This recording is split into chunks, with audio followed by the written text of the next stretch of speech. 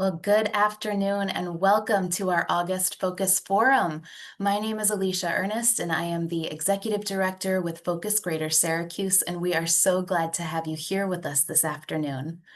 Focus Forums are monthly community conversations that bring Central New Yorkers together with expert panelists to explore a wide range of topics. Each forum includes a panelist discussion and a Q&A, creating space where participants can learn and contribute. As we continue to plan these forums, we want your input to help guide the topics we explore. We invite you to share your ideas through our new online suggestion box. In a few minutes here, I'll put the link in the chat, or you can visit our website anytime at focussyracuse.org. Your feedback ensures that these conversations continue to reflect what matters most in our community. We'd like to extend a sincere thank you to our forum sponsor, EDR. With their support, Focus is able to continue offering this program at no cost to the community. EDR has been shaping communities since 1979, bringing together expertise in design, planning, engineering, and the environment to create sustainable solutions that help communities thrive. Today, we are excited to welcome three panelists. Each is an expert in their field and deeply committed to strengthening our region. This forum will focus on the topic of energy growth in Central New York. Each panelist will take a few minutes to introduce themselves and share how their work is helping to build a stronger community.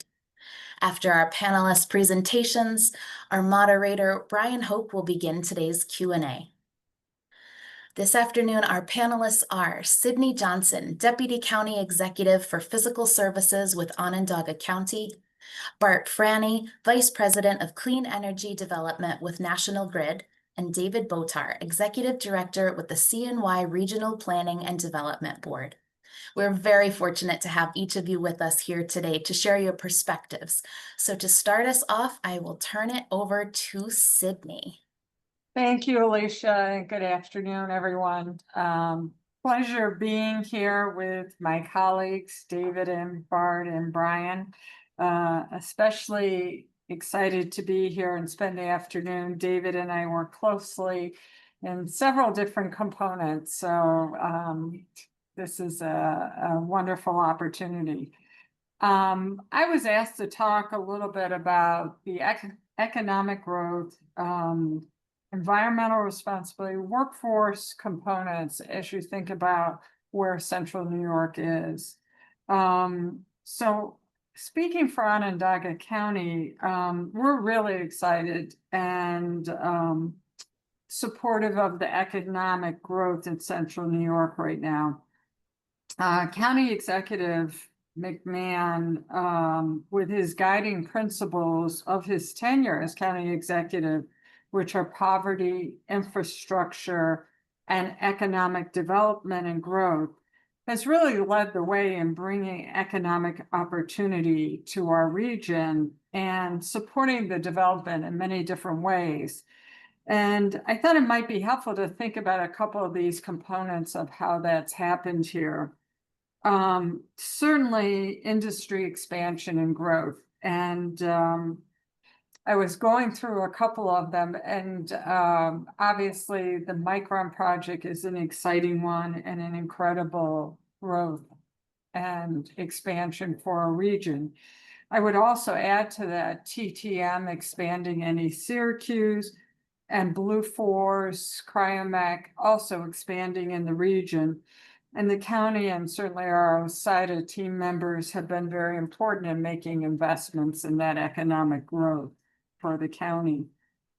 I also think about housing and hotel development.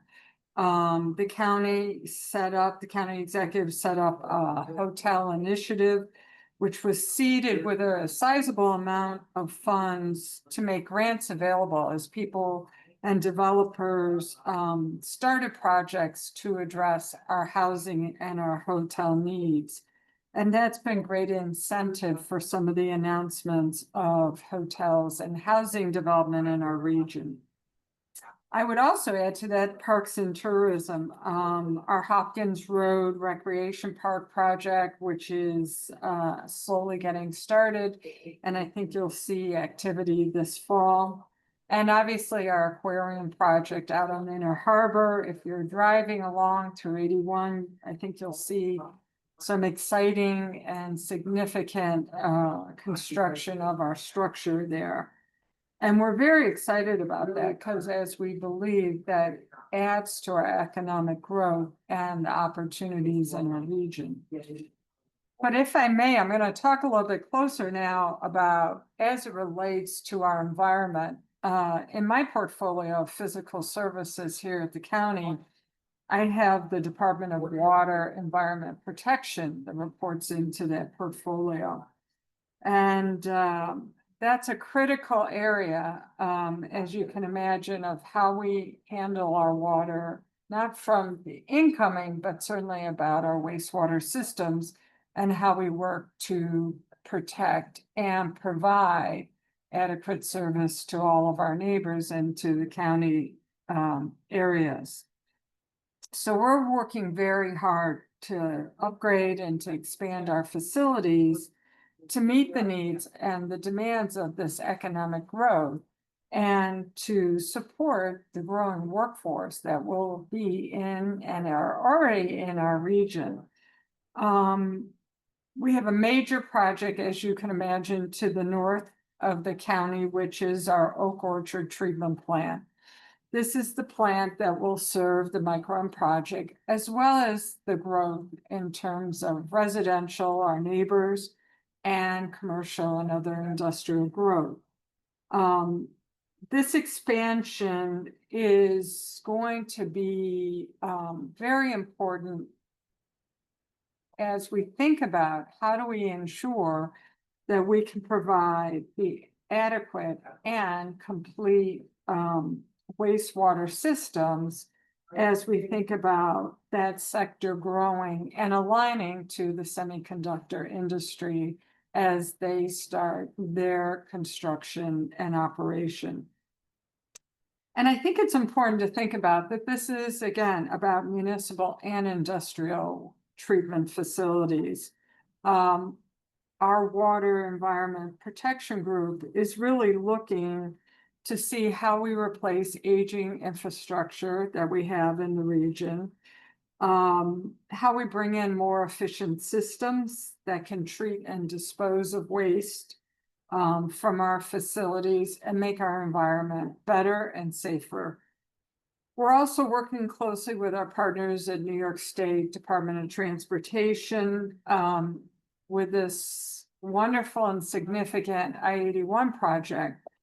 It has for us an opportunity to address some of that aging infrastructure as they build our new highway system. And I think that's an important component of as we think about economic growth and how we think about our environment. The opportunity to, again, update those underground facilities and that wastewater structure is important, and we're appreciative of that opportunity. So I would tell you that as we look at our region and our county and we continue our projects to invest in that upgrade and that improvement, bringing in new innovative techniques of dealing with waste in our environment, we do it so we can support the economic growth here. And we also can support having more people come to work in our region. So waste management, environmental protection is something that's top of mind for the county executive and something we take very seriously here. So I'll turn it over to my next colleague. Great, thank you, Cydney. And as I was listening to that introduction, what resonated with me was a lot of the drivers that you're confronting with infrastructure in the area are similar to what we're experiencing in the electric and gas industry as well. So a little bit about myself. My name is Bart Franey. I'm a vice president of clean energy development. I'm a son of Syracuse. I was born, raised, educated, and I've worked for the company for over 37 years. When I got my undergrad in physics, I went into nuclear right away and worked there for about 12 years. What I'm focused on now really is, as Cydney was saying, these are really transformative times for the area. Our grid in upstate New York is almost a century old, and it was developed during heavy manufacturing and industry. It went through 2 world wars, and what we're seeing is we were able to maintain it for so long because we had flat to declining load growth as jobs were being offshored or industry was being shuttered. That infrastructure was still in place and could aptly serve the economy. But what we're experiencing now is that renaissance in upstate New York, which is driving a lot of our investment plans at National Grid. Some of those plans are multifaceted. They do many things. They provide safe, reliable service to 1.7 million customers. And those are not only, your homes, but they're your businesses, your schools, your hospitals. Customers are far-reaching in our definition, and the demands on the system for reliable service have increased dramatically. And I'm happy to say that compared to our companion utilities in the state, we do a very good job of remaining reliable service and recovering from storms. And it's a difficult, very expansive network, which makes it very challenging. And given our climate in upstate, we're seeing more severe and impactful storms, ranging from Buffalo to Albany and all points north. It's quite a task, and it takes a lot of people. We employ over 3,500 people locally, and those people work very hard on maintaining reliability for the area. So when it comes to the infrastructure needs, though, getting back to that, we're seeing that not only is the economy growing, which is exciting, and we need to modernize our networks, but also we're seeing a shift in supply. So years ago, we were under a system that had large central generation, such as nuclear, coal, oil, natural gas, and very large plants that would produce tremendous amounts of power. That is now being shifted to a more decentralized model through renewable energy growth, particularly in the upstate region. And there's a good reason for that. First of all, upstate is probably the most affordable place to develop that generation. And second of all, we have very good access to land and economic interconnection points. So we are the hub of the clean energy transition in New York. And when our plans get approved, our investment plans, they not only support the delivery of that energy to customers, but also provide resiliency and serve economic growth across the region. So it isn't just exclusively being built for National Grid and Niagara Mohawk customers. We're really building a grid for the state. And that part of our business, the part that I'm focused on, the cost of those gets allocated across the state as well. So because the initiatives are being mandated by the state is the beneficiary. So the cost of the infrastructure that we're deploying gets spread across the state to all electric customers. That's a project known as the Upstate Upgrade. There are websites and links associated with that are on the National Grid site. And also, we've just completed our rate case, as many of you are aware. And that rate case really is foundational investments for our local reliability, local distribution networks, and provide funding for all the crews that do that storm restoration service for us.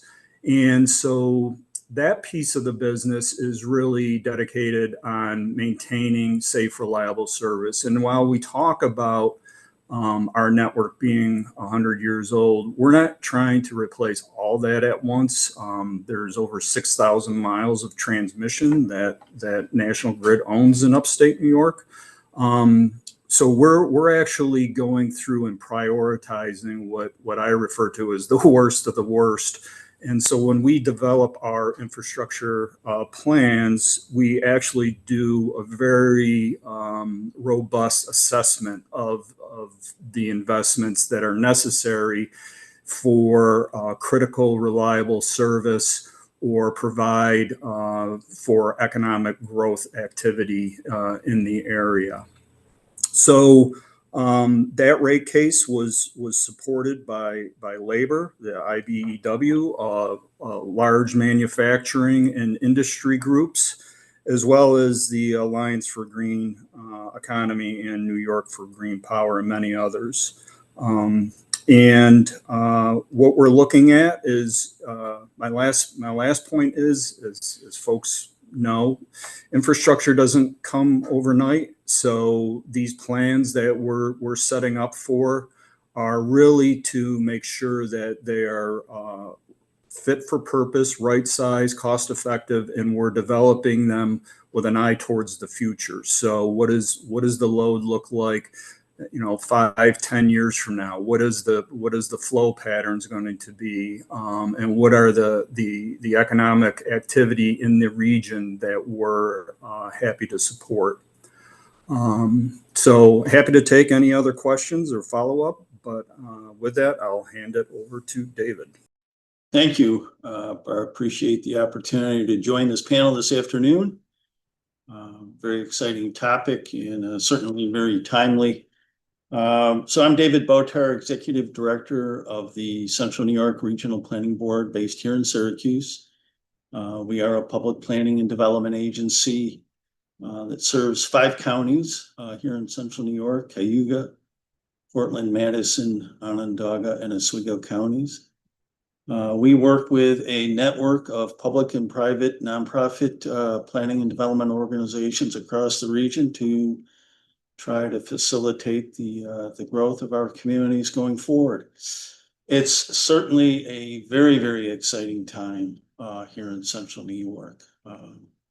I've been doing planning in this community for many years. I grew up in this community, went away, had a chance to come back and to see where we were and where we are today and where we're headed is really couldn't be more pleased and couldn't be more excited for our region. Clearly, the announcement regarding Micron couldn't be more significant, certainly for here in Onondaga County. But I can certainly tell you that all the adjoining counties are equally engaged with the Micron initiative, doing what they can to help facilitate Micron's success here in Central New York. There's no question the project is a sea change for our community. But I think it's important to keep in mind, really, at this sort of moment in time, that we wouldn't be looking to host Micron if we didn't have a strong foundation here in our region, particularly from a governance perspective, from our major institutions like National Grid, and from the infrastructure resources that we've been able to maintain, obviously at tremendous cost and commitment of time and money and effort over the years. We have a very strong foundation. And it really was that foundation and some very, very aggressive efforts on the county's part, Onondaga County's part, to step up and put the land resources in place so that we could sit at the table with Micron as a community and as a region and get them to take us seriously. So we're very thankful for that foundation, and I think it's important to acknowledge it.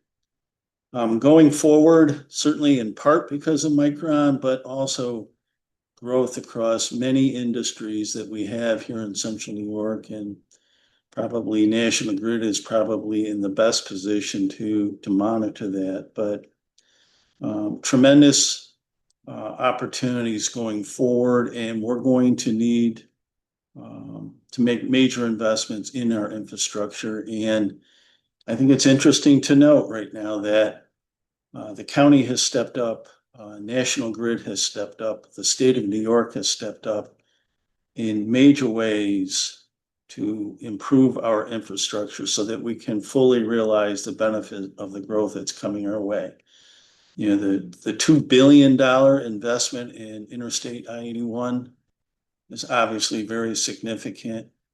Bart, I think the upstate upgrade is 4 to 5 billion. I think that's the number I've heard. And then, you know, the investments that Onondaga County is making in upgrading wastewater treatment, that Aqua is planning to make in our water supply. You know, we're probably clearly approaching $10 billion of investment in our primary infrastructure, our major resources here in Central New York. So it's amazing to see how various parties, you know, many of our major institutional players, public and private, have really stepped forward and aren't just talking the talk, but they're, you know, the plans, we're past planning, we're into implementation, and these projects are being built. So at the macro level, I think an awful lot is being done. And we need to track those projects so we don't forget, we lose track of what is taking place. But there's a lot going on also at the micro level, you know, particularly in the energy space and renewable energy. And a lot of that progress is really facilitated in part by work that National Grid does on really on a daily basis, and also a commitment from the state of New York, particularly NYSERDA.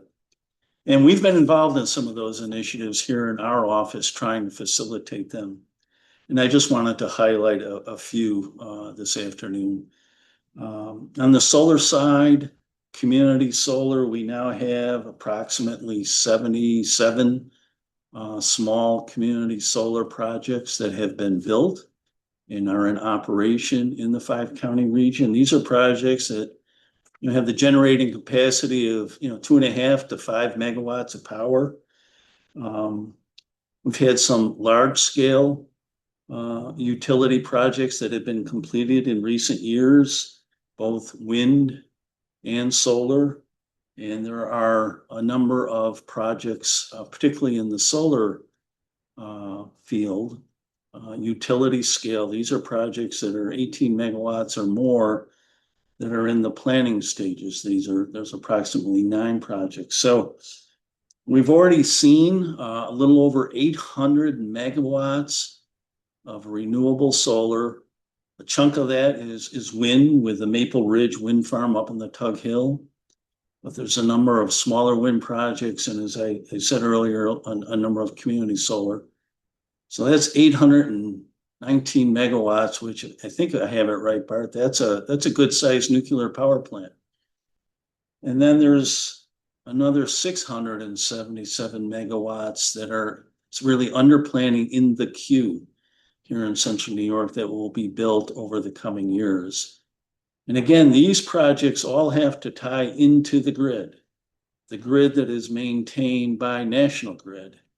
And there's a lot of coordination, a lot of provisions in place that the state has put in place, and our utility companies like National Grid or NYSEG and follow through with the necessary procedures on their place so these projects can be built and function. So we've made a lot of progress in that area. There's an interesting project, thermal energy network, that National Grid is spearheading to take thermal load from our wastewater treatment plant on Onondaga Lake and create a thermal energy network in the Syracuse lakefront area. That project is now before the Public Service Commission for funding approval. So there's a lot going on in the renewable energy space that I think we These are not, each individual project is small, but when you combine these projects, we're approaching 1.3, 1.4 megawatts of power. It's just distributed generation. And yes, we all understand the sun has to be shining or the wind has to be blowing, but the technology is changing and energy storage is becoming more and more common. And then on the energy efficient side, there are a number of programs, some which we administer, others that National Grid advances to help homeowners and small businesses tap into over 50 programs, federal, state, and local level, to help individual homeowners make energy efficiency improvements or solar panels on the roof or other improvements in their homes, heat pumps, for example. And then NYSEG stepped up over the last couple of years, and they now have programs in place to underwrite the cost of wages for a new employee working for some of our energy companies here in central New York. And so there are wage incentive programs and job training programs to help bring more and more of our people into the clean energy industry. So there's an awful lot going on in this region at the macro level, and also at the micro level that I think bodes very, very well for the future. Thank you. Well, thank you so much. What a thoughtful conversation. To help us explore this topic even further, it is my pleasure to introduce today's Q&A moderator, Brian Hoke. Thanks, Alicia. And thanks, Bart, Cydney, and David for being here. Thanks to everybody who's joining us as well. An important topic. And I will say thanks to the panelists for being as close by my watch as we've gotten to actually ending on time and getting to Q&A. So it's a rare thing. Appreciate that. So we've had questions submitted in advance, which we'll cover. You who, again, thank you for being here, or here in the audience, if you will. If you want to put questions in the chat or Q&A feature, feel free. We may not get to them, but we'll try if we can. So I'd like to start with a question that Allison submitted. What are the biggest barriers to growing our region's clean energy economy and workforce? So the title of this program, this forum, is Energy for Growth. And I'd like to concentrate on workforce. You all touched on it some in your opening remarks, but I'm wondering in two parts if you could address that question. Are there barriers, workforce barriers to moving forward with many of the exciting things you all talked about? But conversely, are there opportunities to build a workforce as a result of concentrating on or putting effort into or money toward these efforts? I hope I made that clear, but I'm wondering what's holding us back in terms of workforce education or just person power? But conversely, what opportunities are there to build more jobs, more exciting jobs, more interesting jobs here in our communities? Anybody like to start? Sid, please. So thank you. Thanks to Allison for the question. I thought about this a lot, and I think as we think about opportunities and I like to say challenges, but barriers certainly is applicable too. I think a lot about attracting talent and attracting young talent. I think our region in the past certainly went through the challenge of how do we keep young people here? How do we get them to stay and get excited about working in central New York and being part of our community, both short-term and long-term? So I think, that's a challenge. How do we attract good and young talent? How do you retain that talent and prepare them? And then, what does that road look like for them long-term to be members of our community? So I would tell you at Onondaga County, and I think even broader for the community, the things that are great opportunities and people, and we certainly at the county get excited about, start with our young people in schools. The STEAM school will come online and open in just about a week and a half. Exciting. That is such an exciting moment. I am like Bart. I grew up here, wasn't born here, but grew up here. I'm a product of the Syracuse City Schools. Oh my gosh, my dad would have signed me up whether I wanted to go or not, because it's just such an incredible moment. And within that STEAM school, there's so many wonderful opportunities when we talk about preparing our workforce.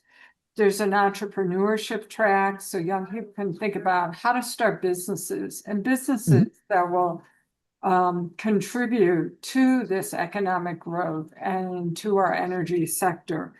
There's also a whole semiconductor track, and I think which is so exciting when you think about young people wanting to know about the excitement that Micron brings to our region and other semiconductor and advanced technology industry. So the STEAM school is going to be just an incredible moment. And the county, as you look back, the county took a really significant position to get the STEAM school building started, renovated, and supporting the Syracuse City School District in this project in the city of Syracuse and the region. This is the very first school, I think, in the state that really has a regional city attendance. So that's an important moment. I'll just add on and then let my colleagues also answer. You know, the city school district also has a career and technical education program. Their engineering program that works out of ITC High School is probably one of the most incredible learning program that prepares high school kids for engineering careers, kids who go on to study at all of our regional colleges, Syracuse University, Clarkson, RIT, OCC, SUNY ESF, the list goes on and on. So I think that's just incredible opportunities about how do we overcome the barrier of preparing people in our region. But I'll also focus in, if I could. Please. I think there's additional opportunities. One college has been supporting and growing the Erie 21 program, and the county libraries have been part of that. How do we get young people interested in coding and technology? And I would also tell you, Syracuse University, will open this fall a research lab, Center for Advanced Semiconductor Manufacturing. Again, building opportunities for research and innovation that I think, again, supports workforce development and preparation, and will attack great young people and great minds to stay in this region and keep investing. And last but not least, I would tell you from our end, we want to attract people who have skill sets that want to contribute and grow and advance careers.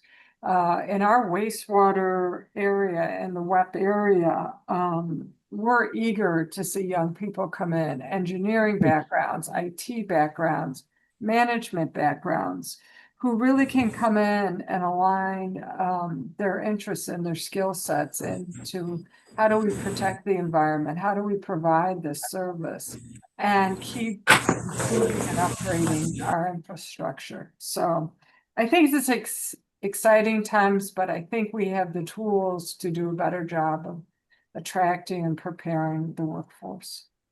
That's great. Good stuff. Thank you. Thank you for those thoughts. Bart or David, either of you, would you like to come in on this? Let me just David, please. direct everybody's attention to the chat. Note that Amanda Mazzoni is on my staff and actually manages our energy program here at the Regional Planning Board. About a study we recently completed regarding barriers and opportunities for workforce development in the clean energy field. So we actually did a deep dive, as you might expect for a planning agency like ours, and there's a lot of useful information in that report. One thing that always jumps out at me, in terms of barriers is we've got to find a way. It's almost like marketing and advertising. We've got to find a way to help our young people realize the tremendous opportunities that are just staring them right in the eye. So we got to get, the parents and the teachers and the community leaders who beat the drum maybe a little louder and a little more persistent. This is, to be a young person right now, there are tremendous opportunities from employment here in central New York, opportunities that we have not seen in the past.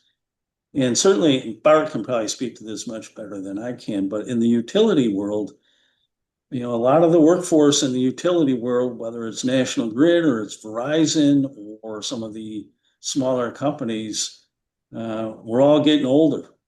And there's tremendous demand in the utility industry to replace that workforce that is aging out and that is retiring. And I just don't think our young people realize if they can just, the motivation, basic training, and the doors are going to open up for them. So I think that's one of the barriers is people just don't realize the opportunities that exist right now in this community. Gotcha. So in some ways, it's like you said, a marketing, right? I mean, let people know. And to Cydney's point about attracting, retaining young talent in particular, getting the word out. Sounds like David is just to reiterate what you're saying, part of the problem. Bart, do you want to come in on this? It's a great question, and certainly top of mind for a company like National Grid that's involved in constructing massive infrastructure projects. I think so. I break it down into three maybe verticals. One is, we're competing nationally for the construction jobs that would have the skills and the companies that are familiar with developing transmission. And so for us, it is a national market we're competing against. And you can, it's no secret that, large loads are driving a lot of demand and putting a lot of pressures on utilities across the nation, whether it's data centers or semiconductors or just the economy in general. But there is no shortage of need for construction workers that are experienced in developing energy infrastructure. So having said that, these are construction temporary jobs, if you will. Fortunately, the projects that we're involved in, they tend to take several years to actually build. But I think, these large national, international construction companies, some of them, they have visibility into what the future holds. And so the pipeline here in central New York for the next 5 years is pretty filled with projects that we're going out for bid on. But, I think the look ahead past that will really cement the presence of some of these larger firms. And so 5 years, they're going to be happy with if the pipeline is full for the next 10 years with growth, particularly energy infrastructure growth. They're likely going to set up permanent residence here and see the need to do that. So that's sort of one. And I'm sorry, Bart, if I can just interrupt. So when you say they, do you mean the construction firms or the individual workers? The large construction firms. Okay, Right. gotcha. Thank you. Okay. But the other vertical that I tend to think about when it comes to resources is we do rely on a lot of local companies. It takes a tremendous amount of maybe it's news to some folks. It takes a lot of concrete to build transmission lines. There's foundations, so all that gets sourced locally. Foresters get sourced locally. A lot of the crushed stone, etc. All that labor comes locally, and and all that material comes locally. And you can imagine all the service companies, the knock-on effects from those construction jobs, moving to remote sites, booking out hotels, et cetera. So that's sort of the local impact that we see, is that knock-on effect of our work. And probably the third one is National Grid itself. Because we are growing, we are expanding our needs here and the technology. The rate case that I mentioned did fund, or would allow for funding of up to 400 more jobs here at up in National Grid, Niagara Mohawk. So those are really how I like to look at this, of just how it would impact the infrastructure, the energy infrastructure, when it comes to resourcing that directly. Obviously, there's a lot of other things, and I'm interested to read the report that Amanda sent in the chat there. But the other jobs that we're starting to see that weren't available today are obviously driven by, people who are installing heat pumps, people who are transitioning over to EVs, and sort of that need around, building residential, the residential use case for those jobs is also growing tremendously. And I see us sort of that tip of that spear as to enabling those other jobs. So, but in terms of the actual energy infrastructure company that National Grid is, it's definitely a national market. We are trying to build our own presence here, but in addition to that, we lean heavily on local resources as well. Gotcha. Thank you. Because it is germane and on point here, Patrick posted in the Q&A asking about, for clean energy projects, what type of workforce is needed and what training credentials would you recommend? I'd ask any of you to chime in, but Bart, I assume you would be perhaps the most knowledgeable about this. A few words, if you might, about that question. Someone looking to get involved, how does one become more attractive as a worker? Yeah, so we do have a lot of the colleges that we that are in our service territory are feeders for us. Clarkson University is a big Cydney was feeder mentioning for some of them. engineering. Yeah, Sure. Go that's a ahead. big Sorry. feeder for us. Yeah. But in terms of like field force goes, we also offer, there's, I think Hudson Community College has that sort of feeder program for line crews, et cetera. But I think really it's a lot of has to do with, if we're talking about whether it's installation of solar panels or developing, the delivery system. Those types of jobs are available through a lot of, we source them a lot through union halls. So our requirement really is, to use organized labor to build a lot of our infrastructure. Perfect. All right, great. Thank you. A concrete answer for a straightforward question. Moving on, we had a few questions submitted, unsurprisingly, about Micron. Not only the impact of Micron upon our community, but how perhaps we ensure that the energy demands of that large, bless them, right, for bringing their large demands for and need for workforce and other things they'll contribute to our community, but ensuring that the energy they will require can be, as much as possible, clean energy. We had a question from Lisa. What is being done to mitigate the disruption of the bat population as regards mosquito population? Christine asked about how do we make sure Micron maximizes clean energy in their operations and not drain our energy production. So, you've all touched on that issue. Obviously, it's hard to talk at a community forum without speaking of Micron, but I wonder if you might dive into a little bit deeper how clean energy relates to how we can ensure that the heavier demands Micron places upon our energy supply is and assuming that you support the idea of clean energy, which I don't want to put words in your mouth, but I assume you do. Wonder if you might touch on that, each of you, please. Well, I'm happy to go first Please.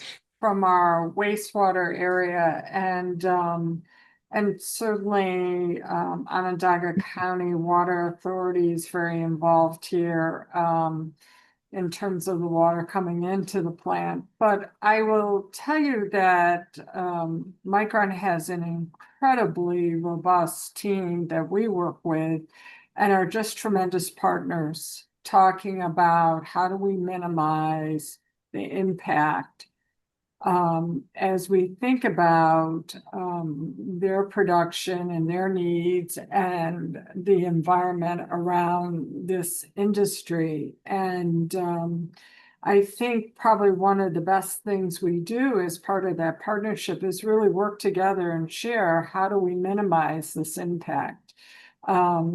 You know, they're great partners. They do business around the world. They're very innovative. And I think for us here at the county, it's really made for very, very productive and positive conversation and planning. Our teams sit down every week, but beside that in person, probably about every month or 2 months, Wow. and really just talk about what are the opportunities to do more that help not only the environment, but help our communities. How do we, you know, scale correctly? So I think we couldn't find a better partner right now than Micron.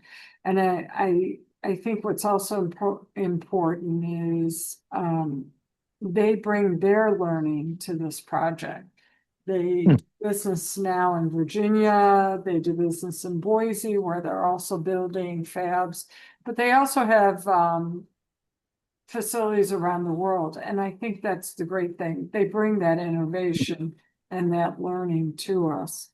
And the other thing I think I just want to add to that as we think about Micron coming into the area, they've contributed a lot to the learning and the preparation of the workforce here. They have contributed, as the county has, as other partners, to the STEAM school.